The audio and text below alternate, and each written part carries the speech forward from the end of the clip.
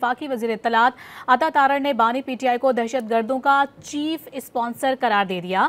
اسلام آباد میں press conference کرتے ہوئے الزام عائد کیا کہ سہیل آفریدی کو دہشت گردوں کی سہولت کاری کے لیے وزیر اعلیٰ خیبر پختونخوا نامزد کیا گیا ہے۔ واضح کر دیا کہ حکومت یہ ہرگز ہونے نہیں دے گی۔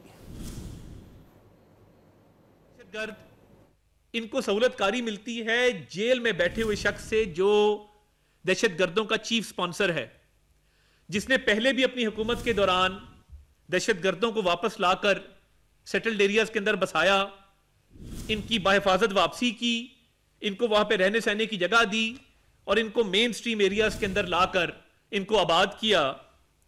آج بھی کے پی کی پالیٹکس بھی اسی چیز کے ارد گرد گھوم رہی ہے۔ سہیل آفریدی نامی آدمی جس کو نامزد کیا گیا ہے وزیر اعلیٰ کے لیے، یہ اس لیے لایا گیا ہے کہ دہشت گرد اور ان کے سہولت کاروں کو مکمل طور پہ سپورٹ کیا جائے، پروموٹ کیا جائے اور مکمل سہولت کاری ان کو دی جائے اور ان کو فری ہینڈ دیا جائے کے پی پروونس کے اندر۔ تو پھر وہ قربانیاں کہاں جائیں گی جو اس ملک کو قوم نے دی ہے؟ ہم یہ ہرگز نہیں ہونے دیں گے۔